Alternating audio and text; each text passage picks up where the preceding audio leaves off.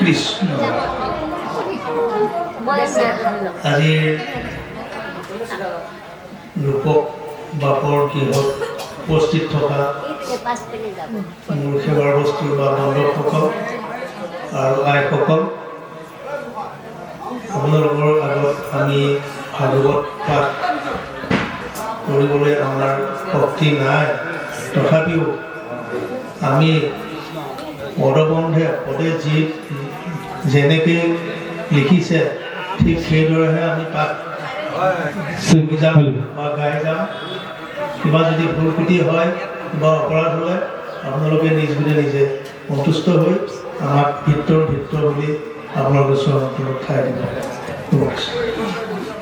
তোমাৰ চৰণ সেৱাৰ নাজানো একো পাই, যিমতে সেৱাটো ৰহিব কৰোণা কৰিতে হৰি যোৱাই ৰাম কৰিতে হৰি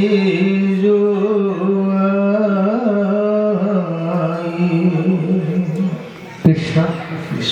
জয় জগতগুৰু শ্ৰীমন্ত শংকৰ, পৰম শ্ৰদ্ধাৰ সাধুগুৰু বৈষ্ণৱসকল, আই মাতৃসকল, আজি যি আমাৰ মৰিগাঁৱৰ নভেটিৰ ৰূপক দাসৰ বাসগৃহৰ বৈকুণ্ঠৰ গুৰুগৃহৰ প্ৰতিষ্ঠাৰ উপলক্ষে দুদিনীয়া কাৰ্যসূচীৰে প্ৰথম কাৰ্যসূচী মহাভাগৱত পাঠ আৰু ব্যাখ্যা অনুষ্ঠান। এই ব্যাখ্যা অনুষ্ঠানত আমাৰ আজিৰ বিশেষ অতিথি নিমন্ত্ৰণ কৰিছে তেজপুৰ বিশ্বনাথ চাৰিআলি শ্ৰদ্ধাৰ বিনীত বৰা বাপ। তেখেতক এখনি ভক্তি বস্ত্ৰৰে সম্বৰ্ধনা জনাব আৰু এভাগ মালাৰে তেখেতক অৰ্পণ কৰিব। কৃষ্ণ।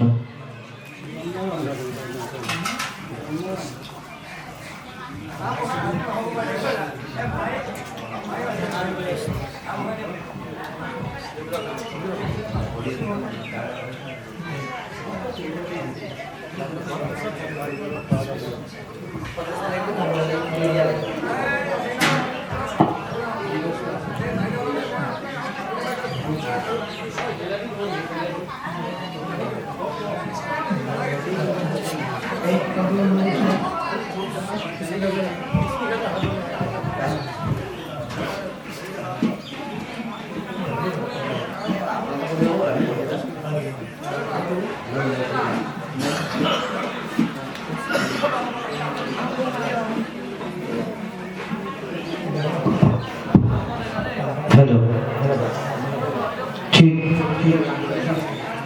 हेलो हेलो ठीक।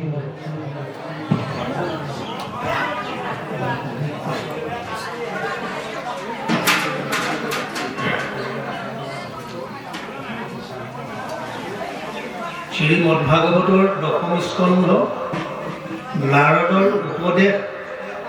দৈৱকী বসুদেৱ কাৰাগাৰত আবদ্ধ আৰু তেওঁলোকৰ পুত্ৰ বধ দুলৰি।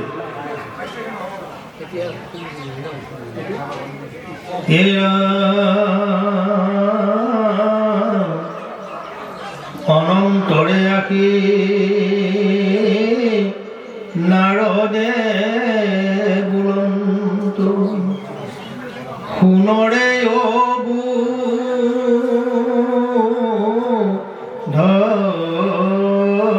কংস বসুদেৱ আদি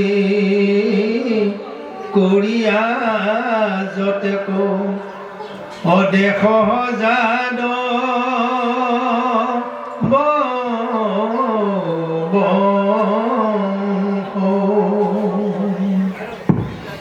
হে ৰাম নন্দ আদি কৰি যতেক গোৱাল আছে মনুষ্য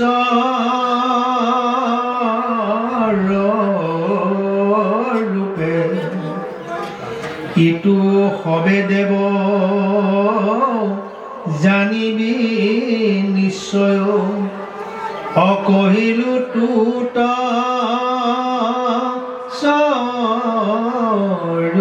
স্বৰূপে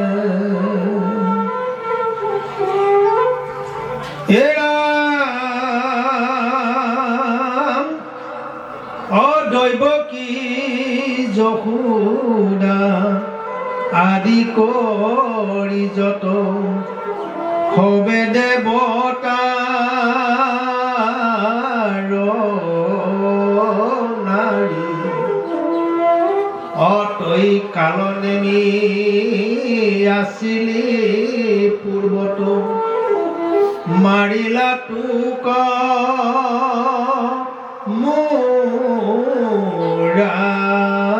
মুৰাৰী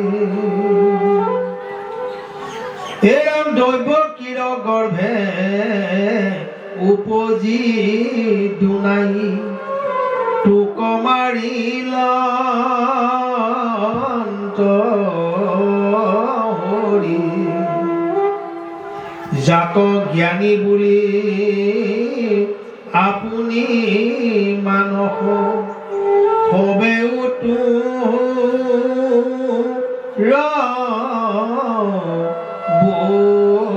বৈৰী কৃষ্ণ জয় গুৰু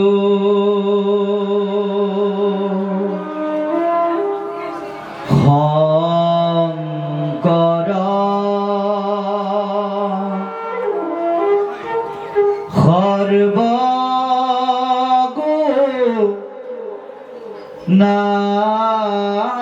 সৰ্বগুণাকৰ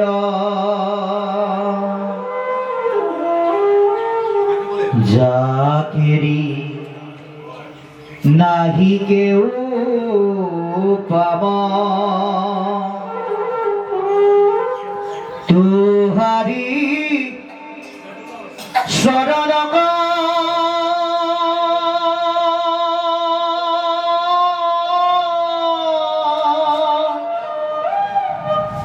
রেণু শতকৌটি বারে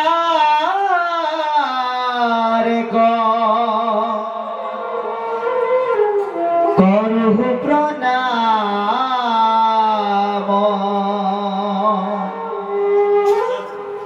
বারে করহু প্রণাম বারে করু প্রণাম জয় জয় কৃষ্ণ কৃপা ময়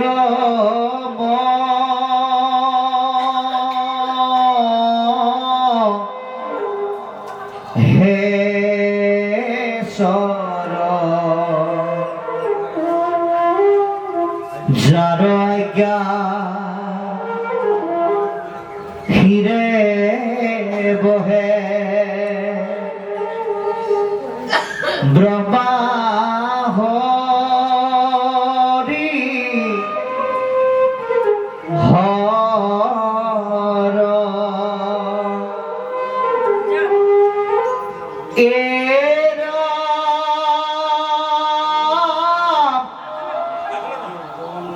মৎস্য কুর্ম আদি অংশ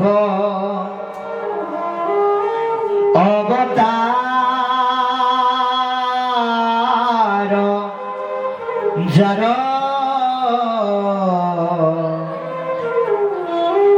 ঈশ্বর কৃষ্ণ কোটি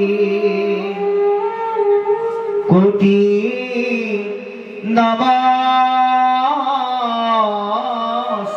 নমস্কার এরা ঈশ্বর কৃষ্ণ কোটি কোটি নমস্কার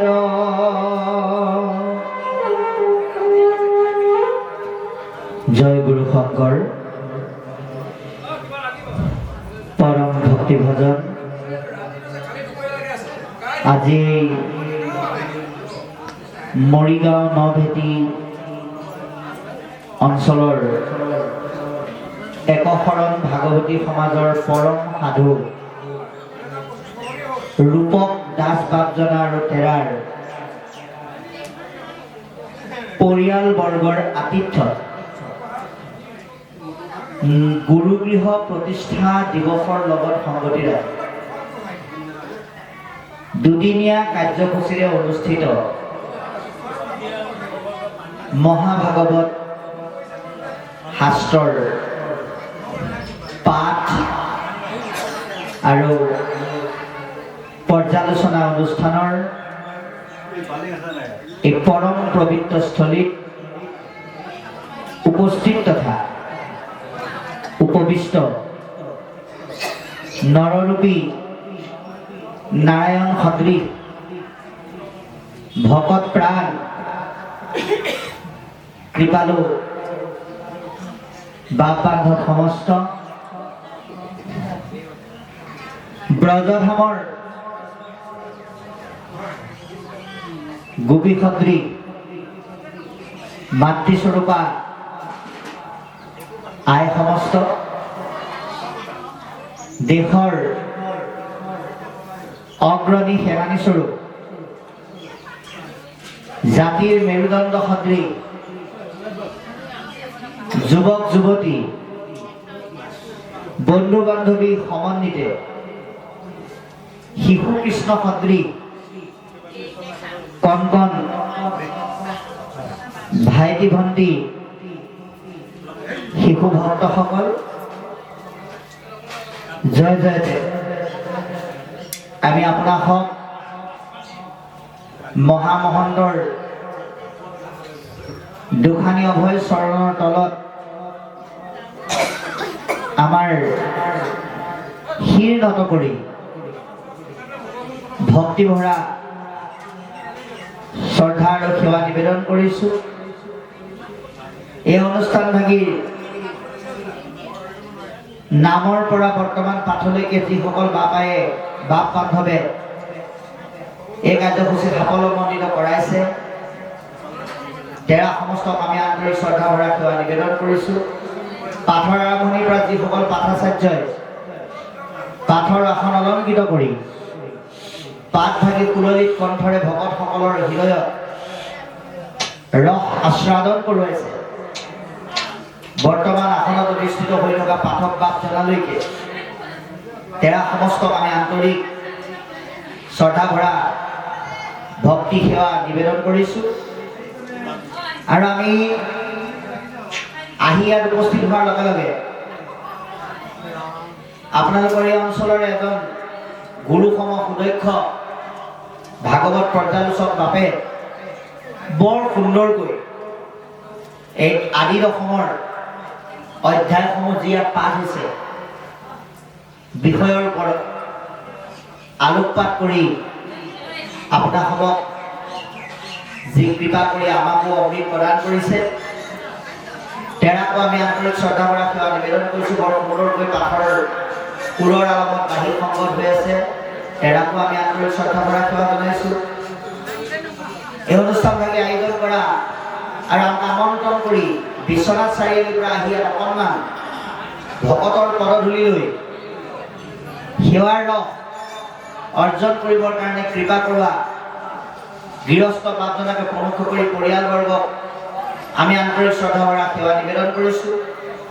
আৰু আপোনালোকে এই অনুষ্ঠান থাকিলৈ আহোঁতে সুদূৰ নগাঁৱৰ পৰা বৰ্তমান এই অনুষ্ঠানত পোৱালৈকে আপোনালোকৰ মৰিগাঁও জিলাৰে এজন পৰম সাধুৱে আমাক সংগ দি কৃপা কৰিছে। আজি আমাৰ লগতে তেখেত আহিছে সুৰেন ভূঞা বাপ, আমি শ্ৰদ্ধা জনাইছোঁ সেৱা জনাইছোঁ। সকলোলৈকে আন্তৰিক শ্ৰদ্ধা ভৰা সেৱা নিবেদন কৰি আমি আৰম্ভণিতে আপোনালোকক এটা কথা ক'বৰ কাৰণে আগবাঢ়িছোঁ, নক'লে অপৰাধ হ'ব।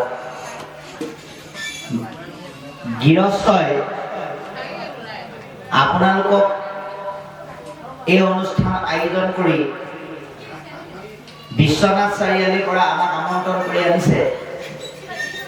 এজন ভাগৱতৰ ব্যাখ্যাকাৰ বক্তা আলোচক হিচাপে তা আপোনালোকে ভাবিছে